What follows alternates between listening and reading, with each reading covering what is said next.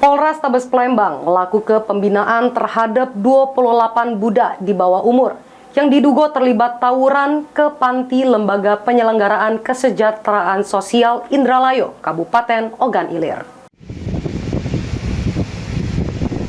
28 anak di bawah umur diduga terlibat tawuran yang diamankan jeru razia skala besar oleh Satreskrim Polrestabes Palembang pada Sabtu dalu dan Minggu dini hari. Bakal dilakukan pembinaan ke panti Lembaga Penyelenggaraan Kesejahteraan Sosial Indralayo Kabupaten Ogan Ilir. Hal tersebut diungkap ke Kapolrestabes Palembang Kombes Pol Haryo Sugihartono, juru konferensi persnya di hadapan para awak media dan wong tua serta wali anak di bawah umur tersebut.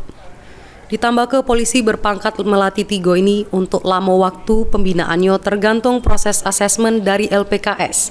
Oleh sebab itu diharapkan dengan dibinanya anak-anak ini bisa sadar dan tidak lagi ngulangi perbuatannya yang bisa membahayakan dirinya maupun uang lain. Kategori adalah anak-anak, kita lakukan pembinaan bekerjasama dengan LPKS yang ada di Indralaya.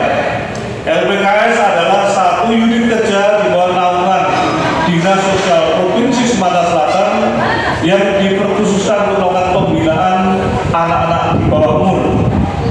15 murid, 7 pilah pisau, 5.